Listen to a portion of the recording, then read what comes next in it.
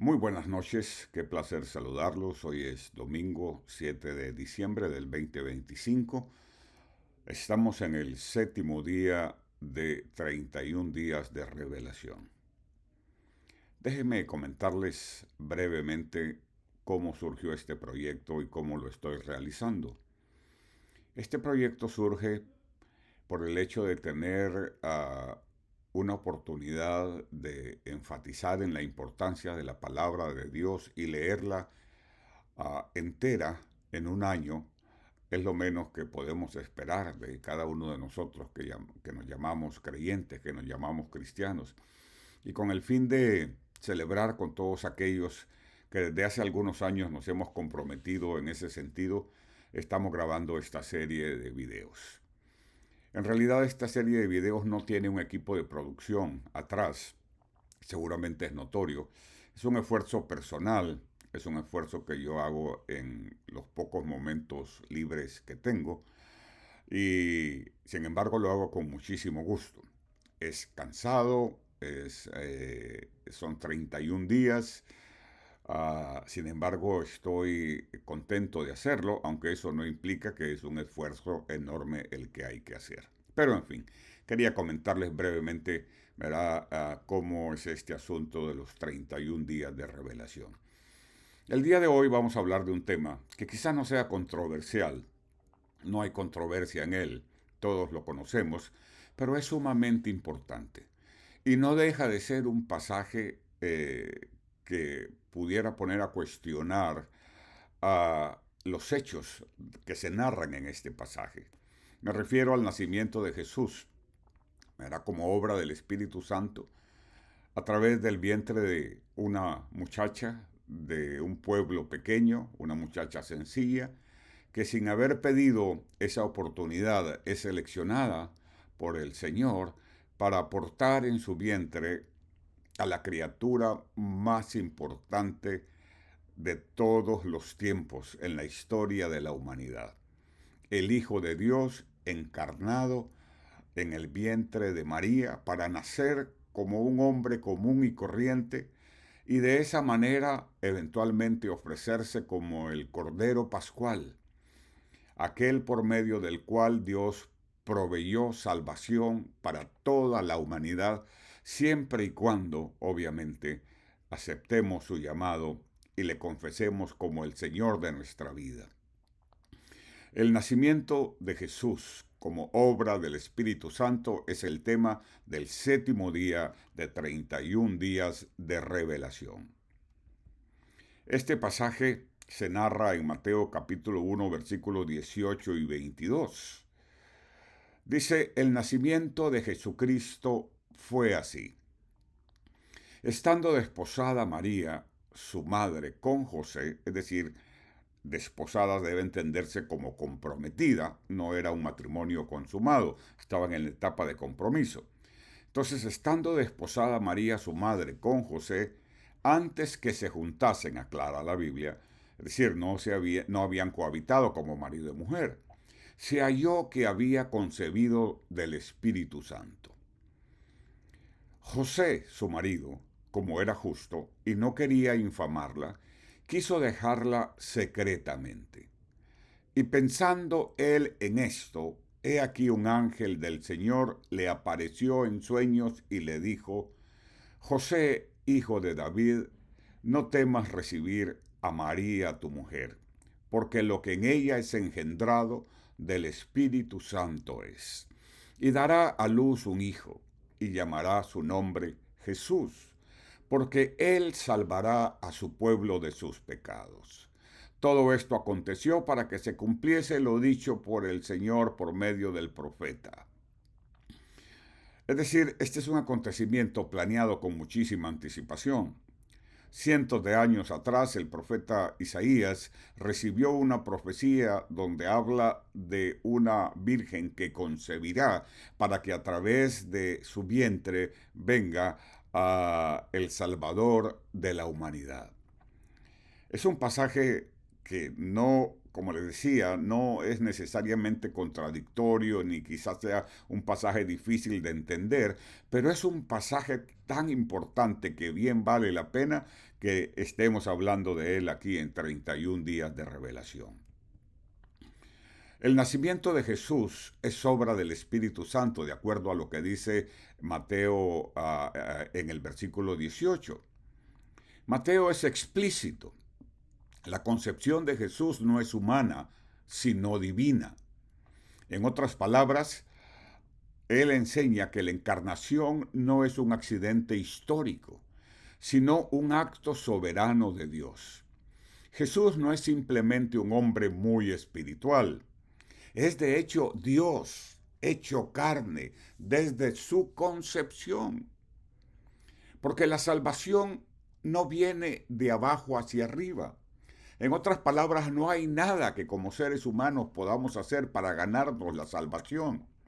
Tenía que Dios proveer el candidato ideal para ocupar el lugar del Cordero Pascual y ser sacrificado por los pecados de toda la humanidad y de esa manera nosotros tener perdón de nuestros pecados. Así que la salvación no viene de abajo hacia arriba, no, corre de arriba hacia abajo cuando Dios decide encarnarse en el vientre de una jovencita. Dios interviniendo en la historia humana para traer salvación. Teológicamente esto es muy importante, porque esto garantiza que Cristo tiene dos naturalezas. Es plenamente humano y plenamente divino. Es decir, por un lado, era el candidato ideal porque nació como humano, fue engendrado como humano, vivió como humano, pero sin pecado, lo que le hacía el candidato ideal para ocupar el lugar del Cordero Pascual. Y a la vez era plenamente divino. Qué maravilloso, ¿verdad? Hermosa enseñanza. De esa manera se cumplen los requisitos para que aquel que fuera a la cruz del Calvario de una vez y por todas interviniera para que usted y yo el día de hoy podamos experimentar el perdón de parte de Dios a todas nuestras ofensas. José, por otro lado, que es uno de los personajes importantes en esta historia, era un hombre justo, pero sin lugar a dudas estaba confundido. Y no habría razón para reclamarle nada a José. José estaba comprometido con una jovencita judía y de repente sale embarazada. Y José sabe que no es de él. José, como ser humano, debió haber pasado por una serie de pensamientos contradictorios en su mente. Posiblemente su corazón de alguna manera fue quebrado en pedazos por lo que estaba pasando. Sin embargo, José no se apresura. José es el modelo ideal de lo que un varón debe ser. Hoy día, este mundo quiere enseñarnos que la hombría tiene que ver con la sensibilidad y que podemos llorar como hombres y por eso vemos hombres que les sale un barrito en la cara y el mundo se acaba para ellos o tienen un fracaso, ¿verdad? De repente alguien les dice que no o los despiden del trabajo y sienten que el mundo se les viene abajo y reniegan de todo y se enojan con todo, pero ese no es el modelo que nosotros debemos seguir. José es el modelo que nosotros debemos seguir. José es descrito en la Biblia como un varón justo. Su justicia se revela en dos aspectos. Por un lado, fidelidad a la ley. No puede ignorar un embarazo que no es suyo y por eso decide terminar, cortar con la relación con María porque todavía la revelación no había llegado a su mente. Sin embargo, a pesar de que fue duro para él decide cumplir la ley por un lado, pero por otro lado muestra misericordia hacia María.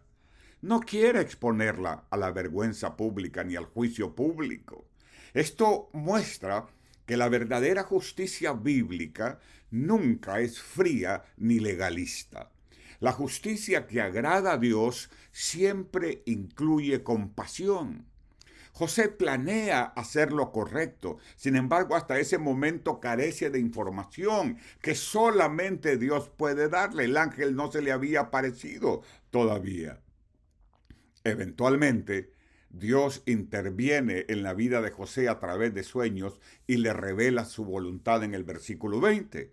El ángel del Señor aclara el origen del embarazo y le dice a José en sueños: lo que en ella es engendrado del Espíritu Santo es. Este momento es sumamente importante. Dios no permite que José tome una decisión que arruine el propósito divino. La revelación de Dios corrige el razonamiento humano. Cuando José pensaba apartarse y dejar de lado a María porque pensaba que de esa manera estaba cumpliendo la ley, Dios interviene y le aclara cómo son las cosas. La voluntad de Dios no siempre es lógica, mis hermanos, pero siempre es buena. El sueño no fue evasión de la realidad, sino una revelación divina que ilumina la vida de José y que finalmente entiende que detrás de ese suceso que trastornó sus planes, ¿verdad? De que ese suceso que trastornó su manera de pensar inicialmente, está Dios. Eso no es casual, no es un accidente, no es un desliz, no, es parte del propósito maravilloso de Dios, no solamente para ellos, para la humanidad. El propósito de Jesús, ¿cuál era el propósito de Jesús? Versículo 21, Él salvará a su pueblo de sus pecados. Este versículo es el corazón de toda esta historia. Jesús no vino simplemente a sanar, enseñar o a inspirar. Su misión principal es salvar del pecado, la raíz de todos los males humanos. El nombre Jesús, Yeshua, literalmente significa salvación.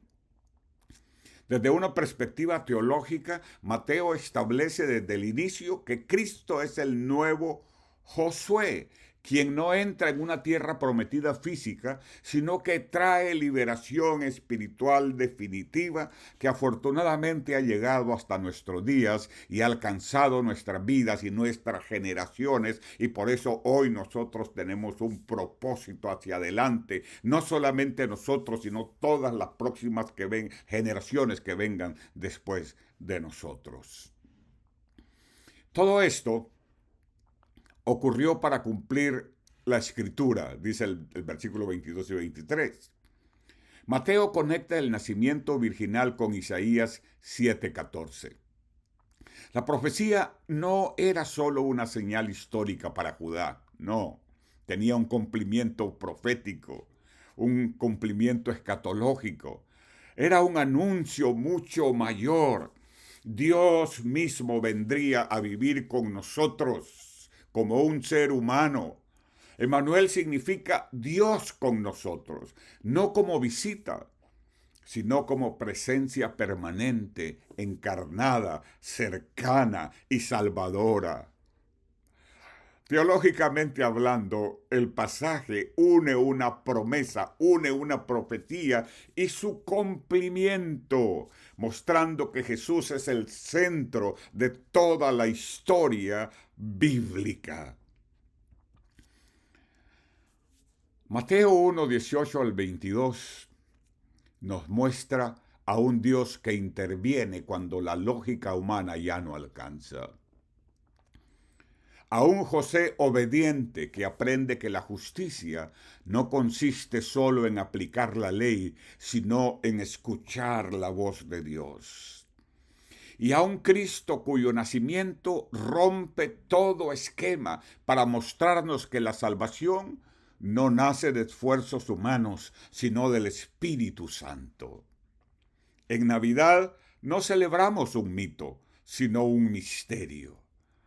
El Dios eterno entrando al mundo por medio de una virgen para salvarnos del pecado y quedarse con nosotros para siempre, para arrebatar de las manos de Satanás a un pueblo que estaba destinado al castigo eterno por medio del sacrificio humano de Jesucristo.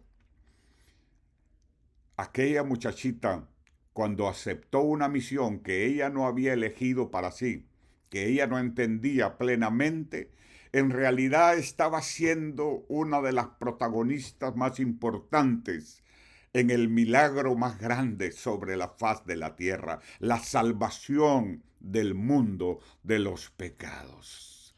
¡Wow! ¡Qué increíble! Dios interviene cuando la lógica humana ya no alcanza.